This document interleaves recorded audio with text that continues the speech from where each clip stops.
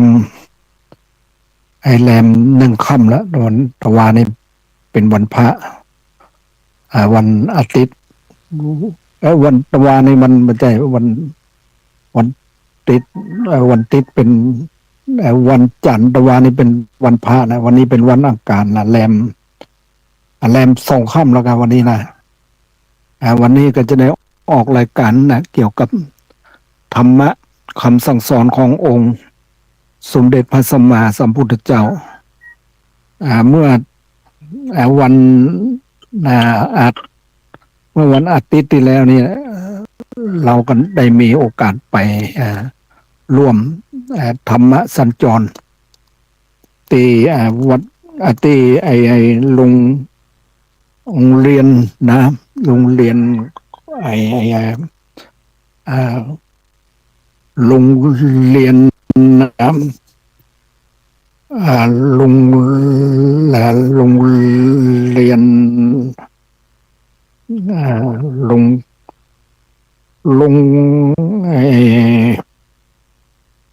โรงเรียนไอ้นั่นนะโรงเรียนเจ้าพ่อหลวงอุปถัมภ์หนึ่งบ้านมงหรือว่าบ้านมงดอยปุยอำเภอเมือง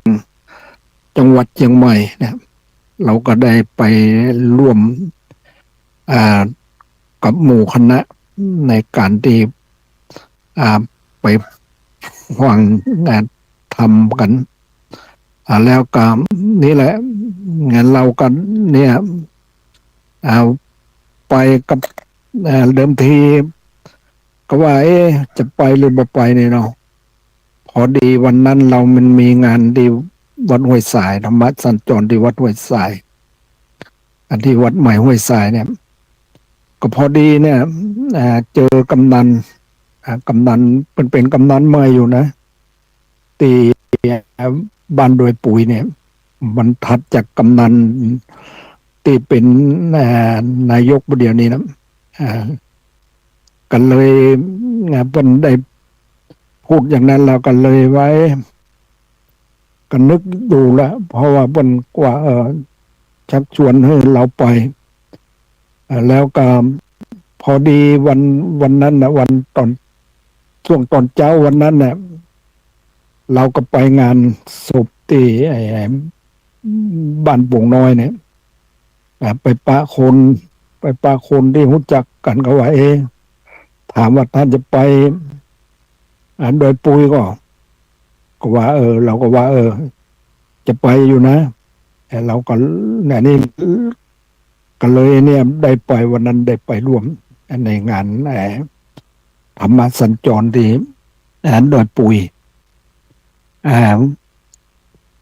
กันอันนี้แหละเรื่องการฟังธรรมนี่แหละเรากันนั้นอยู่เราก็มีเราก็สนับสนุนในการฟังธรรมอยู่แต่ว่านี่แหละเราก็ต้องนั่นนะนี่เราก็ที่วัดเรานี่นะเมื่อแล้วมันมีนั่นมันมีวิปัสสนาสัญจรโดยเราก็บอกว่าเรากันเรื่องกันปฏิบัตินะเราเรียนปริยัติเรากับการปฏิบัติเนี่ยเราก็บอกว่าเราเนี่ยเราบอกว่าเราจะต้องนั้นนะสนใจนะในเรื่องการปฏิบัติแล้วนี่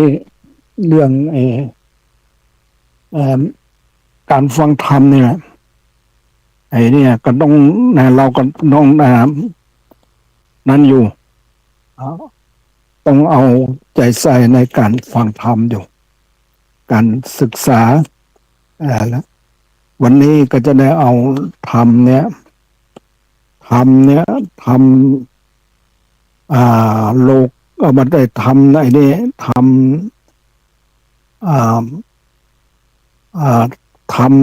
เทวตูตนะทำเทวตูตเนี่ยทำเทวตูตตั้ง5เนี่ย เรากันเนี่ยเราไปดูแล้วเนี่ยเราไปดูในหมู่บ้านเนี่ยหมู่บ้านโดยปุยเนี่ยอ่ามันก็นั้นนะมันก็มีเอาบักเกยไปสักเตื้อพอดีก็ได้ไปวันนั้นกันไปหานแล้วกับอย่างว่ามันอยู่เนี่ยมันเลยหมู่เลยตำหนักภูพิงไปแล้วก็ก็เป็นเลยไปก็เป็นหมู่บ้านอ่าหมู่บ้านโดยปุยเราก็ได้ไปรู้ไปเห็นแล้วมีโรงเรียนมีไอ้นักเรียนอย่างอยู่เขากับนั่นอยู่เขากับอายุตามนันลงนะมันเป็นเขตอำเภอเมืองแล้วครับมันเป็นเขตอำเภอเมืองวันนี้ก็จะได้เอาทำเนี้ยเอาทำเทวตูดของเทวดาเนี่ยเทวดาเนี่ยมักจะหลงไหลในในสิ่งต่างๆเนี่ยนะก็เลยต้องเอาเนี่ยทำเทวตูดมาเทศนานะโมตัสสะภะคะวะโตอะระหะโตสัมมาสัมพุทธัสสะนะมะสิอะกะโลพุทโธอันว่าพระพุทธเจ้าอันตนประเสริฐกว่าโลกตังสามเตสิตังพระก็เตสนายังเตวตูตังตั้นตังหลายจุงทอมทานดาฟังเพื่อเป็นสัจจังแน่แจงเป็นที่รู้แห่งสงสารเป็นที่รู้แห่งสังขารทุกวันคืนการกินการอยู่ทุกผู้กู้ยิงใจอย่าปากันอยู่บทใดปางเป่าปากันกึดเล่าอย่างตนอันว่าปีเดือนวันหากขับวนมาหาแก่อันใจนั้นแต่หากว่าหนุ่มที่แต่อันตาก็ซุ่มมืดมัวแม่นว่าผมยังหัวก็งอกเขียวก็ลุดหลอนออกไปหลายเนื้อหนังกายก็หดหูจักเป็น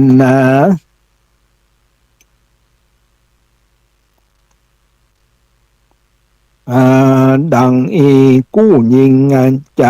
กวนดีป่ากันขนหงขวายกัดตำบุญหือตานรักษาศีลเมตตาภาวนาหาความดีใส่ตัวไปใจอย่านับได้อยู่นอนได้การตั้งงานตายภัยบ่รู้อย่าได้ฟู่สักเสริญปีเดือน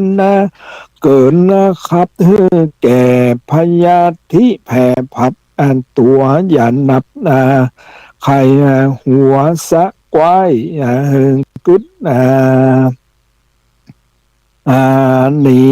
ที่ไล่สู่ตั้งงานดีอย่าถือแก้วอันบอดดีบ่มีกุลก้าแก้วตำจ้าบอดดีเอาปากันถือดวงเผาเพชรแก้วอันมีก้าแล้วดีงามจุงลองถามกึดลอดเอาใจจอดหาดูยังหมู่สัตว์น้อยใหญ่เพราะอาจาติเกิดเป็นมา จะลาเบียดเบียนหือเท้าพญาธิเข้าสู่เต็มโตนมรณะมาจนเฮือนตายภาคจุผู้หักเหมือนการเสียงคนนั้นสะเศร้าตั้งเสียงสัตว์ออกลาหากินตั้งสัตว์บินบนและเตียวย่างไผ่บ่อาจอยู่ข้างเน่านานการมัดจุมามาลอดก็จักตายละตอดตน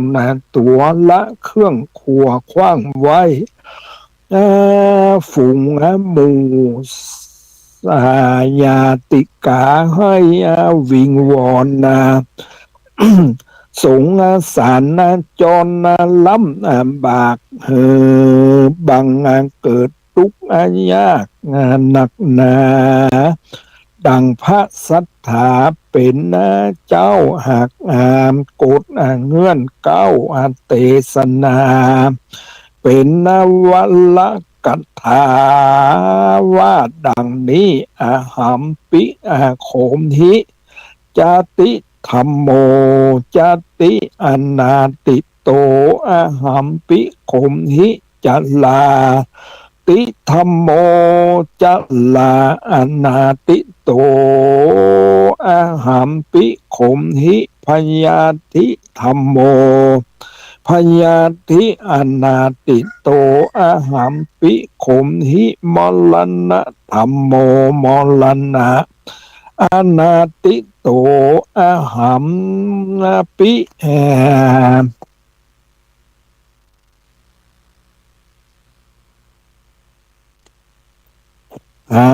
โคมหิทุกขะธรรมโมทุกขะอนาติโตหันตะยังกัลยาณังกะโลมิกาเยนะวาจายะมนะสายะมะละนัสสติดังนี้หัมปิแม่นว่าตนแห่งเราและตนแห่งต้านจาติธรรมโมมีสาภาวะอันเกิดมาก็เป็นทุกข์เมื่อยามน้อยเป็นทุกข์ค่อยเมื่อเป็นเด็กแดงฝูงมดแมงมาตอมตายก็บ่อจ้างไล่และขับหนีมาเป็นทุกขีบ่จ้างปากเป็นทุกยากเมื่อยามการทุกเน่านานหัดย่างทุกเสพสร้างหากินเป็นทุกเมาวินทุกเมาวินพับแผ่ยามเมื่อพ่อแม่พัดภาคมาเป็นทุกข์ลำบากด้วยกรรมดาทุกขกรรมว่า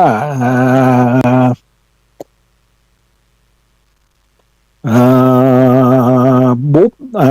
ตีอันเปิ้นมาค้ำขาลาวีอยู่ใจอนาติโตก็บ่มีที่จักป้นไปใดก็เพราะจา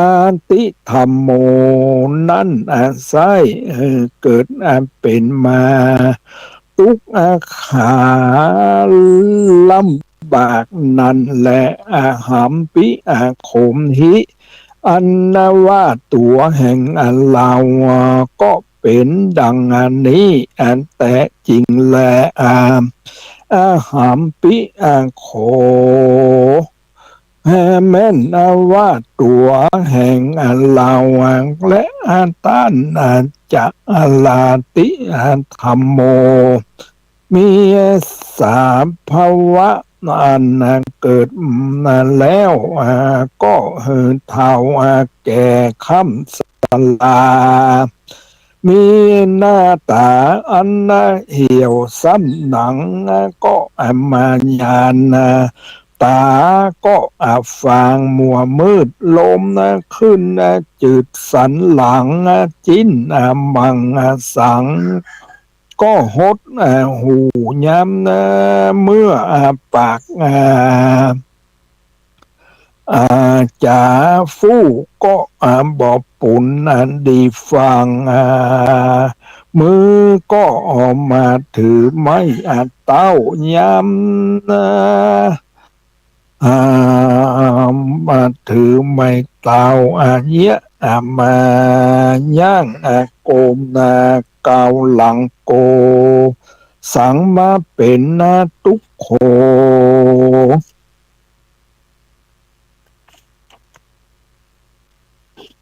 เรือทำมาเป็นตุกโขเมื่อเท่าจักลุกนั่งก็เต้าสุยสายตุกมาบ่หายเหือดแหงมาเป็นตุกแต่งงานตามนานธรรมมาเป็นตุกแต่งตั้งธรรมอนาติโตบ่มีเวลาอันนั้นจะข้ามล่วงพ้นไปได้จาลาติธรรมโมมีสภาวะอันเกิดมาแล้วก็ทาวาจัลลานั้นก็มีแต่จริงแหละหัมปิโคแม่นว่าตัวของเราและตัวแห่งต้านตั้งหลายพยาธิธรรมโมมีสามภาวะอันเกิดมาก็เป็นพยาธิสนวุติเมี96ประการคือว่าเป็นลมสารและฝีมามาเป็นขี้ขากและขี้ลากหลายลูเป็นลมบาหมูและหมองข้อมาเป็นตาต้อและหัวเมามาเป็นลมขึ้นเสาลงเสาและลมสะอื่นเป็นลมปิกฟื้นไข่สันตั้งงานตัว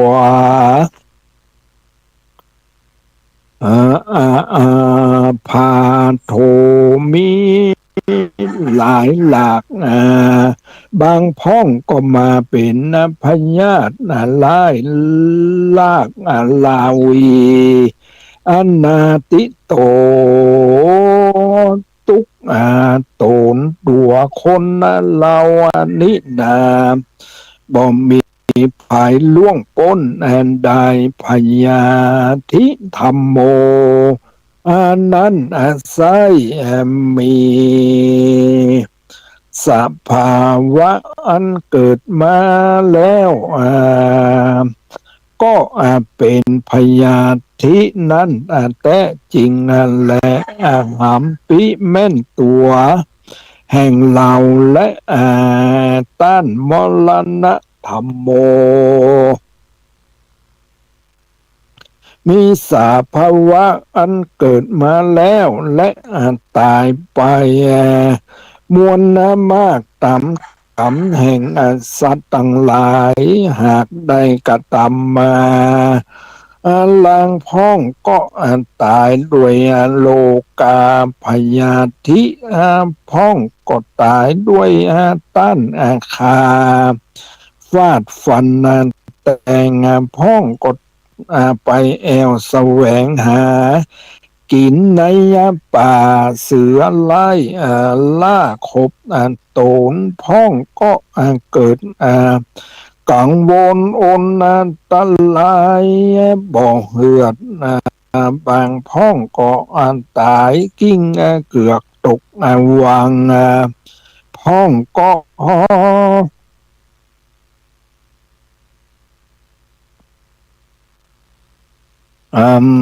พ้องก็ตายเพราะ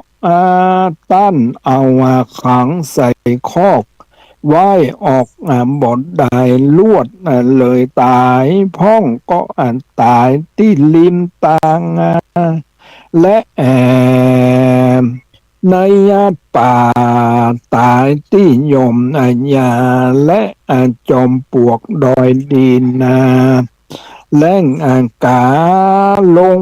กินยะยาบตามกรรมวิบากแห่งภัยมันอันตนใดกัดตำมาในจาติก่อนย่อมใดติดทอมตัวยตามตนอนาติโตบ่มีอันจักล่วงพ้นไปได้และมรณะธรรมโมมีสาภาวะอันเกิดมาแล้วก็ตายไปนั้นแต่จริงแหละหัมปิแม่นว่าตนเราและตัวแห่งต้านทุกโขธรรมโมก็จักมีสาภาวะเป็นทุกยิ่งทุกข้อนขิงหลายอันเมื่ออายุเป็นคนก็ทุกยากหลายอย่างหลายต่างมีต่างนานาการว่าตาย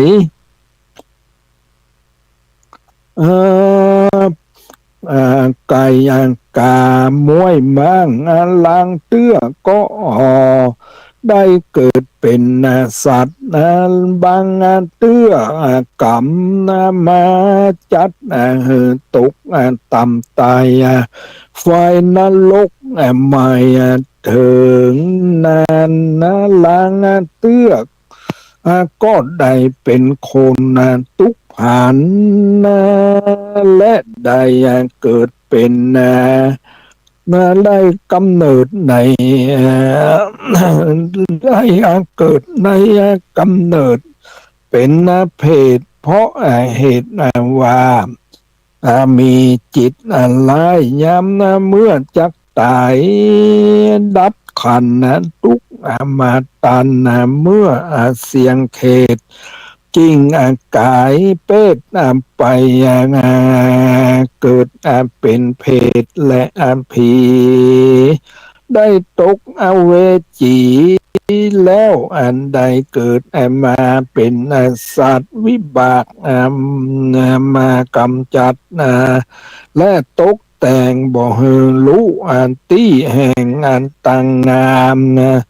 บางพ้องบุญกรรมติดตามตัวตายก็ได้ไปเกิดเป็น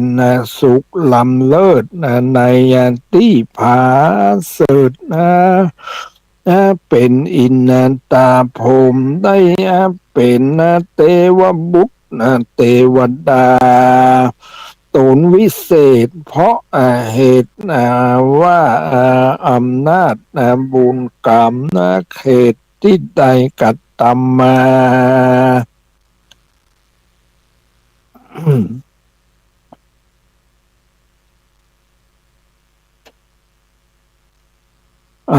อายุสังขาราก็ยิ่ง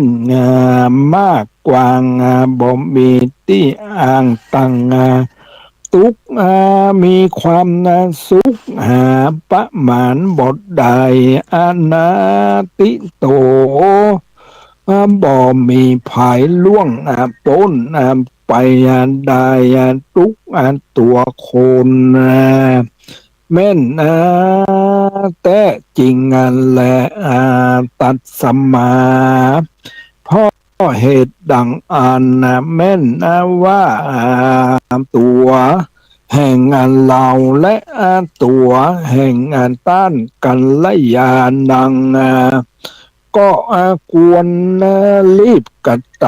ำกรรมอันดีงามคือว่าตานรักษาศีลเมตตาภาวนาไปใจป้ากันใจกาเย็นนะด้วยกายวาจายะด้วยปากมนะสาด้วยใจแม่นว่าคนที่ตายไปและอันดับขันฝูงคนอันอยู่ไปหลังก็บอกกวนให้หา ปริเวตนาอึดอ่อนบอกกวนเป็นทุกข์ย้อนด้วยต่างงานตายบอกกวนเสียดายด้วยขับเน่าบอกกวนสุขเศร้าด้วยมัจจุอาจจะทำวำวายการให้หาคนตายนี่นะบ่เป็นพละบุญสักญาติเต้าเต้าเป็นทุกข์ลำบากแก่ผู้ให้หากวนดีล้ำเปิงไปมาใจเพราะเหตุว่าเราร้องไห้มันก็บอกคืนมากายกัตตา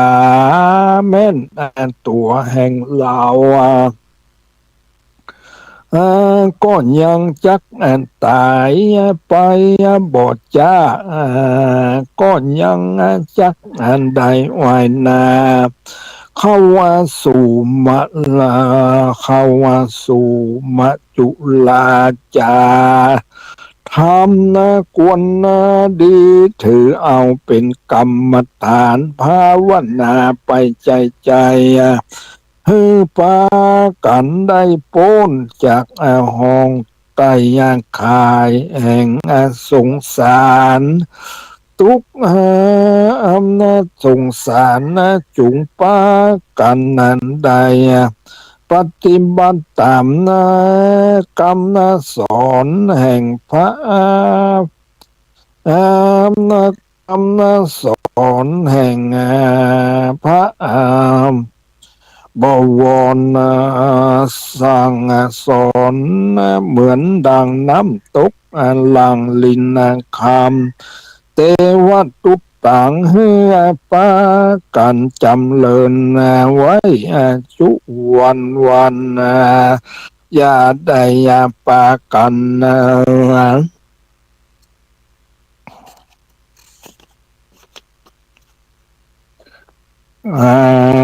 อยู่ยามปากันอยู่ยามบ่ได้ปังเป่าเหินใดกึดเล่ายังโตนมีใจเวโวนสอนใจตั้งบทดีไปตั้นก็สอนบอกเพื่อแจ้งจอดในใจเมื่อชีวิตเป็นไปและตั้งอยู่เหินใดสอนใจกู้กับตัวอย่านับใครหัวว่าตัวยังหนุ่มงามจุ้มมีวันยามมัจจุราชมาตัน เมื่อหนุ่มบาปเขาจุ่มยามตายจักบ่สำบายเพราะวิบากอันมาจักลากนำไปบ่มีอันใดจักเอาไปตัวใดมีแต่บุญบาปกรรมที่ใดกระทำมาไว้ย่อมติดตามสายาอิวะเหมือนนั้นดังเงาเตรียมนั้นโตนเฮือนได้เสวยผลเป็นสุขและทุกข์กู้ตามกรรมสงสารอันนี้หนอมันตึงบ่พ้นอันใดสักอัน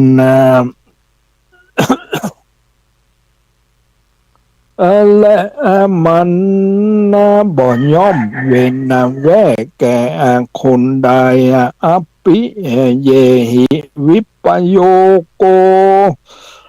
ทุกโขปิเยหิบางพ้องลักกันจังกันก็ตายเมื่อนายจะ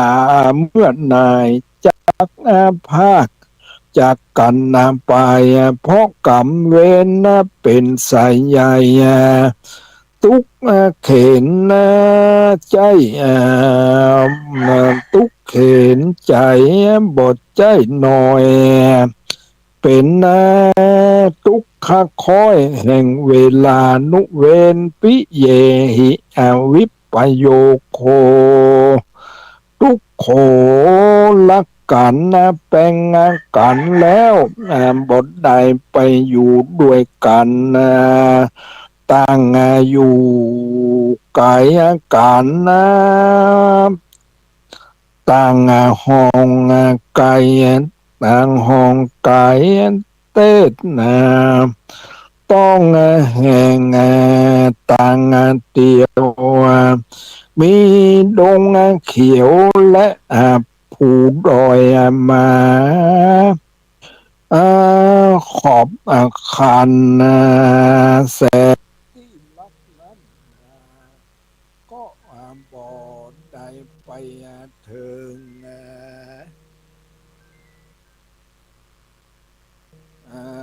มีแต่ใจกึดเติงเต้าอันเจ็บป่วยนั้นก็บดใดไปจูฝูงผู้ทุกข์จะนางลังป้องก็อ้างว่าจักกัดตำบุญ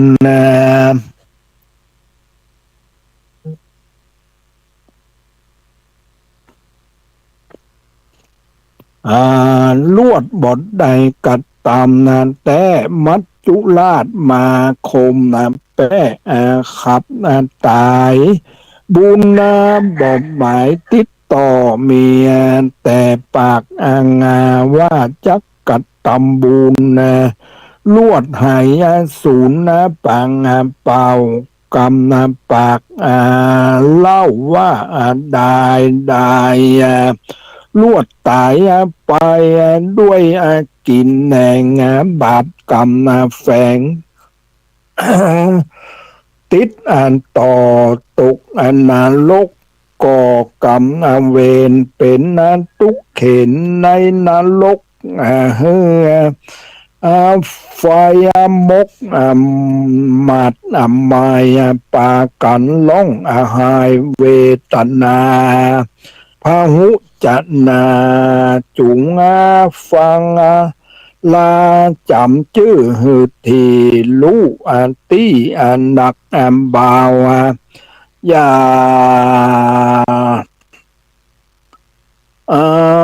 นึกว่าตัวเรายังหนุ่มตาใสจุ้มไปตั้งวันอายุขันก็แก่วันและเวลาก็แผ่ไป ทุกวันปีเดือนวันปันทาวแก่บ่เว้นแว่แก่คนได้สักคน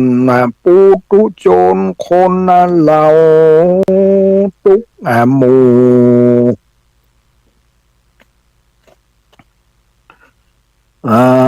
จุกผู้กู้ยิงจ่ายกวนปากันคงควายกตำบุญเฮตานรักษาศีลเมตตาภาวนาไปใจอย่าอยู่นอนใจจุงปากันจำศีลกินตานไปอย่าขาดอย่าได้ประมาทบุญกามกันว่ากตำบุญไปทีละเล็กละน้อยก็มีจิตเจ็บหอยตั้ง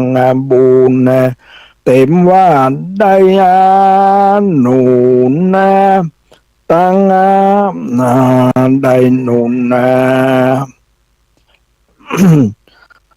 ตาน้อยก็จุงมีจิตหอยตั้งบุญเขตก็จักเป็นเหตุมีจิตกุศลลายอุปมาเหมือนไฟนิดเดียวบ่ได้บ่ได้เผาป่าก็ยังลุกไม่กว่าลำลายยากัดตำบาปหมายติดแผดตัวเราจักได้เบาบาตัวเราจักได้เบาบาปตามนั้นตัวอุปมาเหมือนนั้นเหมือนคนขี้ขวยมาป้อยาได้ก็บาปแม่บาปแม่นิดเดียวมันจัก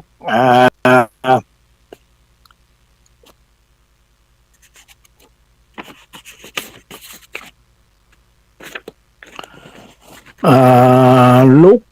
เป็นเปียวทะทางลุกไม่หลังลำลายจุงป้ากันตั้งจิตใจหมายติดต่อมันกอการบุญช่วยกัน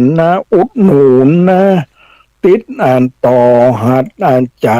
มันภาวนาไปอย่าขาดต่างเส้นนี้หากงามดี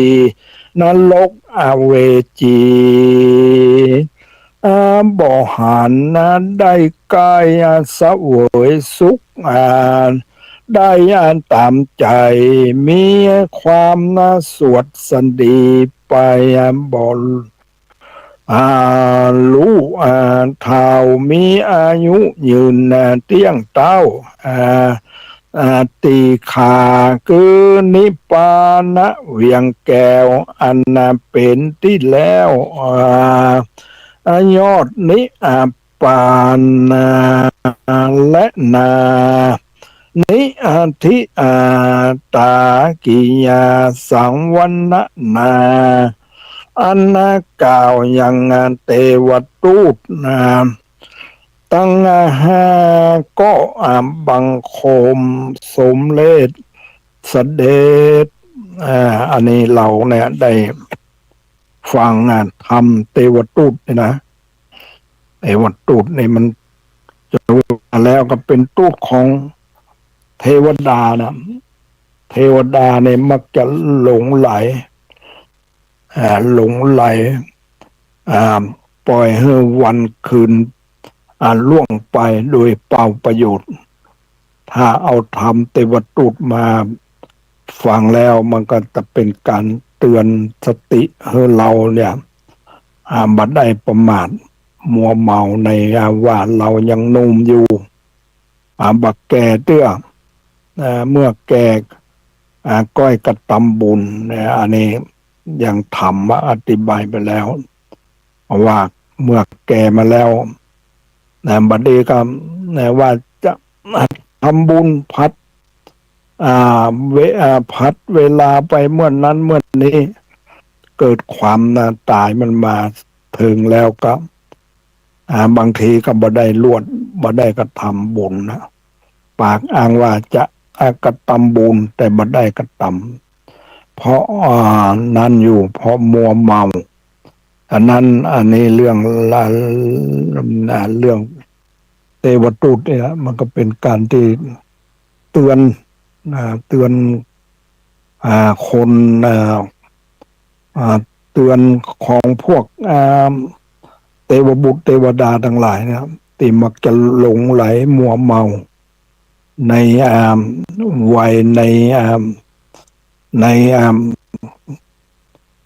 ความ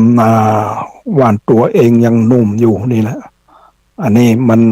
ถ้าหากว่ามันบุคคลที่มีสติรู้ขวาดได้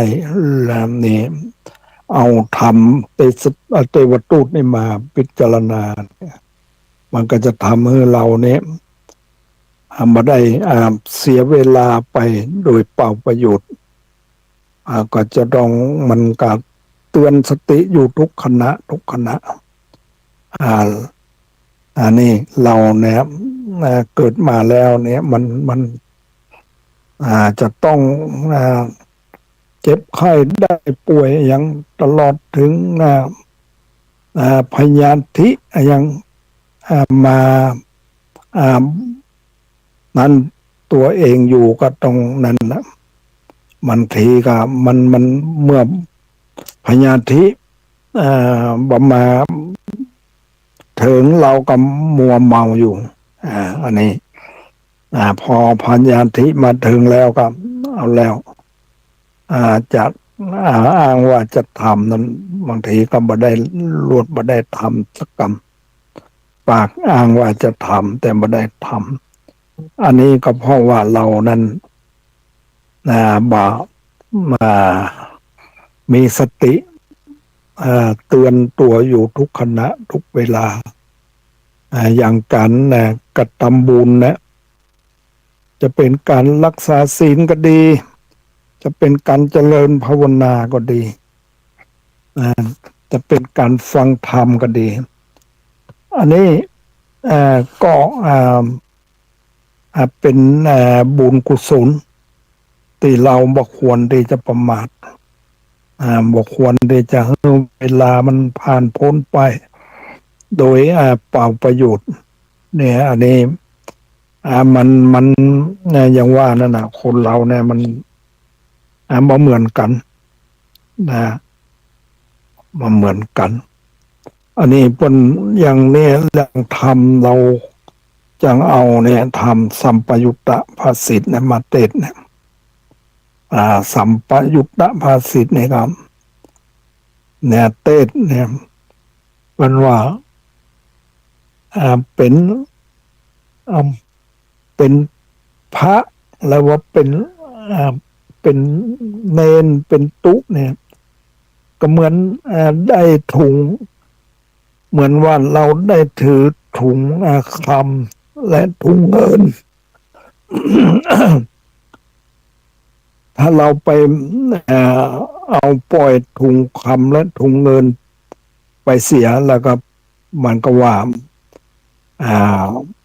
เขาได้ถุงติดดีๆไว้แล้วถุงคำถุงเงินไว้แล้วแต่ในเมื่อบ่เอามาใช้ก็ยังว่านะมีเงินมีคำอยู่แต่ว่าบ่เอามาใช้ก็เต็มทีอยู่ปล่อยให้เวลามันผ่านพ้นไปอันนี้เพราะว่าถ้าเป็นพระเราเป็นพระเนี่ยกับเป็นเนนก็ดีนะหรือว่าจะเป็นอุบาสกอุบาสิกาก็ดีเนี่ยถ้าเราปล่อยเองถุงนี้หรือว่าเราบอก ปล่อยเราเอามาถือไว้บ่ได้มันก็บ่ได้ประโยชน์อย่างใดนอกจากจะเรามีได้ถือถุงเงินถุงคำแล้วเราก็เอาเงินเอาคำนั้นใจให้มันเป็นประโยชน์เป็นประโยชน์มันก็เป็นการตีเกื้อกูลกับตัวเองบุคคลเนี่ยที่มีโชคลาภนี่นะเพราะว่าก็เหมือนบุคคลที่ได้ถุงเงินถุงคำก็เหมือนพระสงฆ์องค์เจ้าของเราเนี่ยมันมีโอกาสอันดีที่จะประพฤติปฏิบัติเราก็บ่ต้องไปเนี่ยสวาหากินเราก็ศรัทธาเบิ่งก็มาเอาใจสนับสนุนด้วยการหวังผลบุญเนี่ยอันนี้ก็เรียกว่าเราเหมือนได้ถุงคำและถุงเงินอันนี้แล้วก็ทัดลงมาเรากับเหมือนคฤหัสถ์เนี่ยคฤหัสถ์นี่ก็ได้ยังเหมือนกับได้ถือถุงเบียร์นะถุงเบียร์เนี่ยพอถุงเบียร์เนี่ยมันมีค่าน้อยกว่าเงินคำอันนี้เราก็จะว่าแล้วก็เนี่ยเราได้ถุงเบียร์แต่ว่าเรารู้จักเบียร์มันก็บางทีมันก็มีค่าอยู่เราได้ถือมันแล้วมันก็บางทีจะประมาทเราจะประมาทเราประมาทเสียดายเนี่ยถึงจะมีคุณค่าของสิ่งต่างๆที่เราถือมันน้อยแต่ว่าเราเห็นคุณค่าของมันเราก็บอกประมาทเนี่ยเราก็ใจของนั้นให้เป็นประโยชน์อันนี้ก็เรียกว่าถึงแม้จะเป็นถุงเบี้ยก็ถุงของสิ่งของที่มันบ่มีค่าเหมือนเงินเหมือนกับคำเนี่ยอันนี้มันกับเราก็พยายามเนี่ยตั้งตนตั้งตัวของเราคืออยู่ในทำนองของธรรมที่ดีเนี่ยเราก็เรียกว่าความพยายามนะความพยายามนี่ที่ไหนนะความสำเร็จก็มีที่นั่น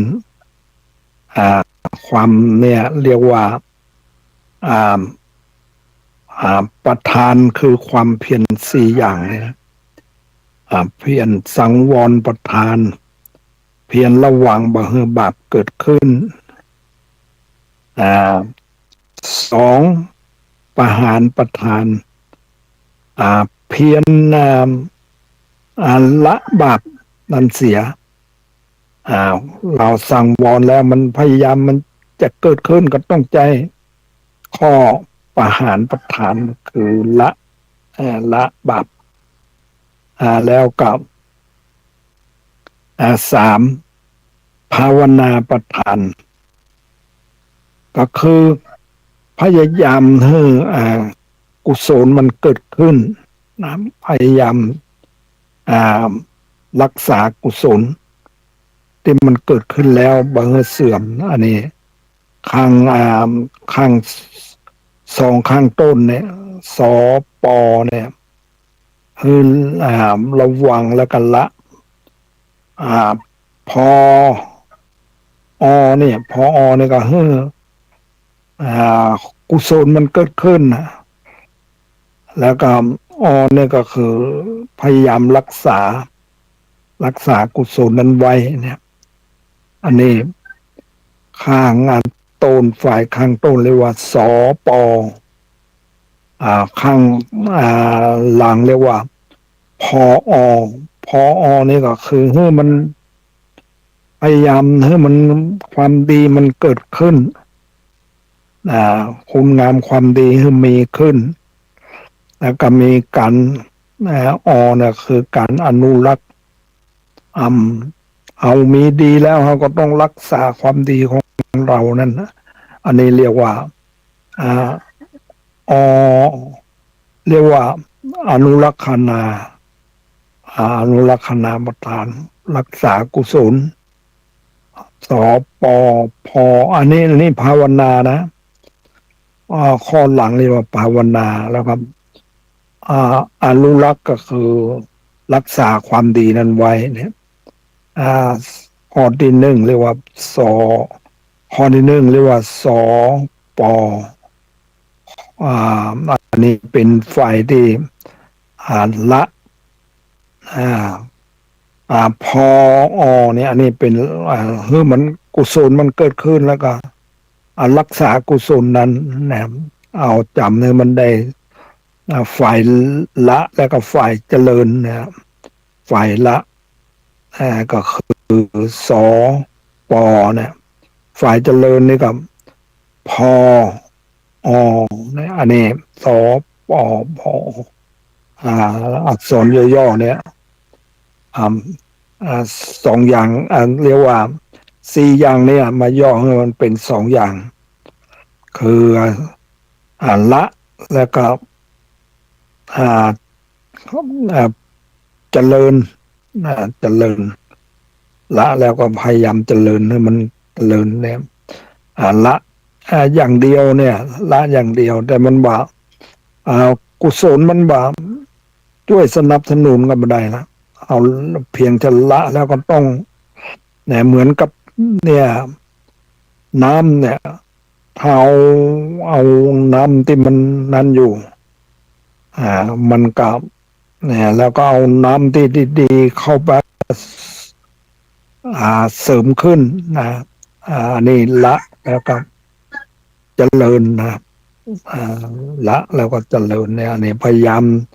สร้างกุศลไปเรื่อยๆนะอันนี้นะรวมแล้วเพราะว่าสอปอพอเนี่ยอันนี้เป็นตีนะอักษรตีวามเนี่ยความเพียรนะเรียกว่าความเพียรสี่อย่างเนี่ยคือสังวรประทานอะไรกับประหารประทานนะสังวรนะเพื่อเรียกว่าสังวรเนี่ยละมันแล้วกับละมันยังมีอยู่ก็ต้องใจประหารคือตัดมันเลยนะตัดมันเลยแล้วก็คือมีพอก็คือมีกุศลมันเกิดขึ้นนะแล้วก็เนี่ยคือรักษากุศลนั้นฝ่ายเรียกว่าฝ่ายกำทับมันเพื่อมันขึ้นนะแล้วก็เพื่อมันความดีมันขึ้นอันนี้มันก็ความบดีมันก็จะลดน้อยลงไปความดีมันก็จะหนุนขึ้นมาอันนี้แหละอันนี้แปลว่าความเพียรโดยย่อๆก็คือสอปอพอนะอันนี้แล้วกับเนี่ยเรามีอันนี้แปลว่าความเพียรสี่อย่างนะสติปัฏฐานสี่สัมมัปปทานสี่อิทธิบาทสี่อินทรีย์ห้าพละห้าโพชฌงค์เจ็ดนะอันนี้เรียกว่าเป็นที่ทำที่จะทำให้เรารู้ตรัสรู้นั่นนะจะทำให้เรารู้และตรัสรู้สติปัฏฐานสี่สัมมัปปทานสี่อิทธิบาทสี่อินทรีย์ห้าพละห้าโพชฌงค์เจ็ดนะโพชฌงค์เจ็ดแล้วก็มรรคมีองค์แปดนี่เป็นทางที่จะทำให้เราได้ไปสู่แต่ความดับทุกข์ความพ้นอันนี้ในแล้วว่าองค์ธรรมที่จะทำให้เรารู้จะทำให้เราไปสู่ความดับทุกข์ความพ้นทุกข์นี้อันนี้ก็เป็นเรื่องราวที่เราจะได้เอามาศึกษาเอามาพิจารณา เราก็ต้องเนี่ยแล้วมันก็ต้องเราต้องมีสตินะสตินั่นอยู่หาสติไข้ควรนะอยู่ว่ามันเป็นอย่างใดอย่างใดเหตุการณ์มันเป็นอย่างใดที่มันเกิดขึ้นนะมันเป็นอย่างใดเราถ้ามีสติเราทบทวนดูว่ามันบางทีก็นั้นถ้ามาได้ตั้งสติก็อาจจะ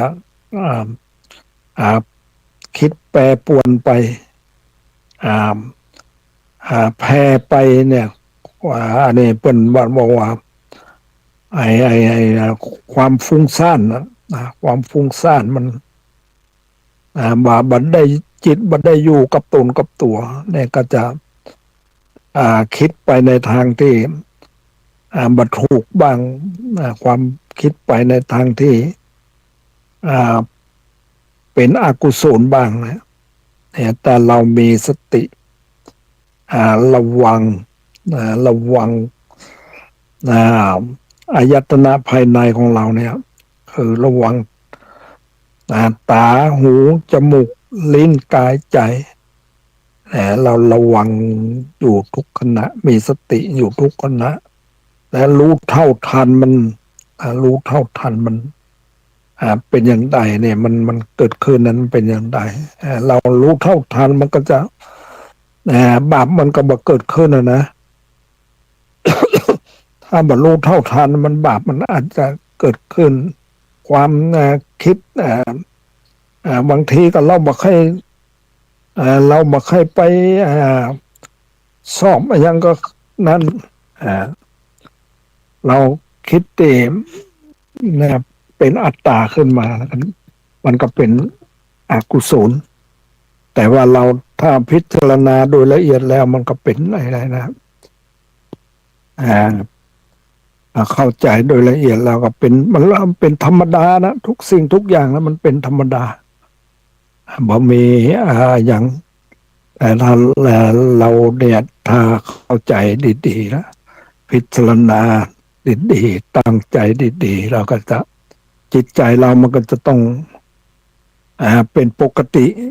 นะเป็นปกติรู้เท่าทันตามความเป็นจริงบ่คิดแปรปรวนไปอย่างอื่นจิตใจของคนเราบางทีมันก็มีความ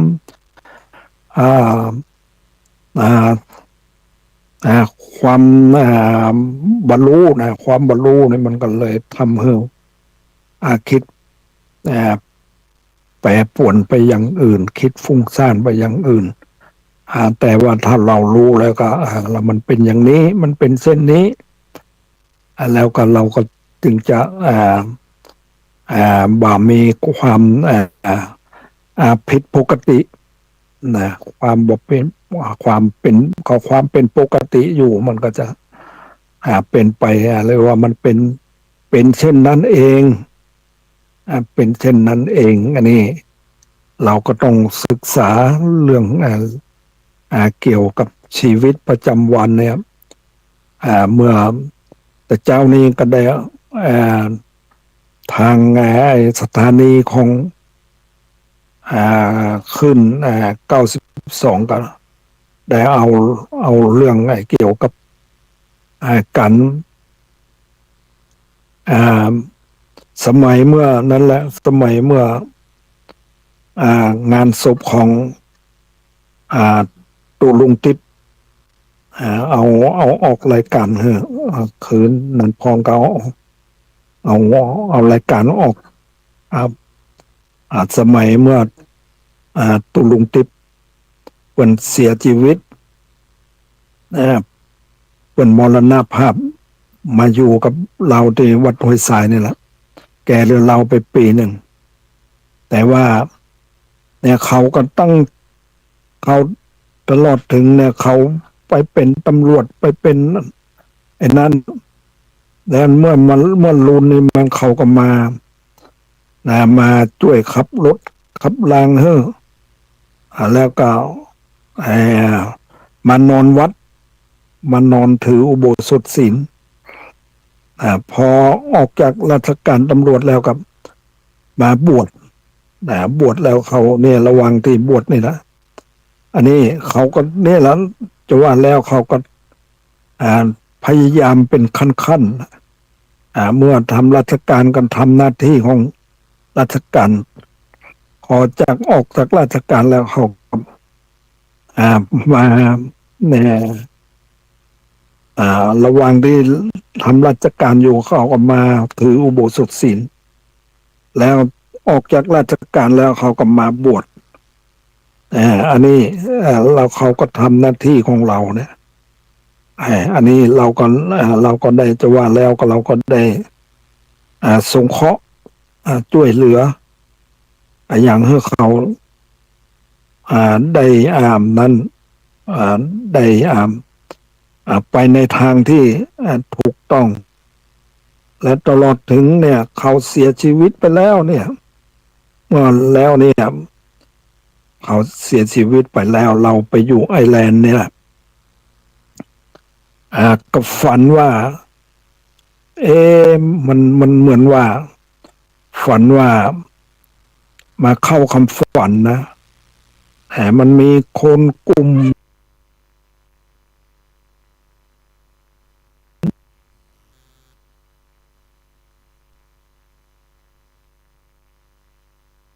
ดาบติ๊บเนี่ยก็นุ่งขาวห่มขาวเราว่าเขาตาย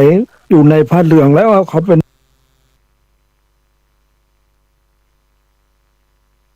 มาได้เนี่ยก็ว่าเราก็ฝันอย่างนี้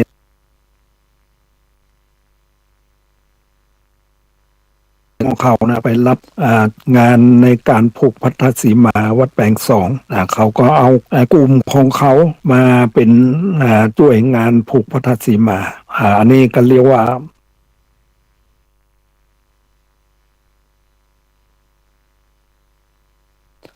เราก็ว่าเรามันทำไมถึงไปเข้าฝันว่าเขาต้องนุ่งขาวห่มขาวอะไรก็เป็นเรื่องที่เราจะต้องเอามาพิจารณาเมื่อเจ้านี้เขาก็ออกรายการเอารายการที่มันออกไปแล้วมาทบทวนดูกันมานึกดูแล้วก็เราก็ได้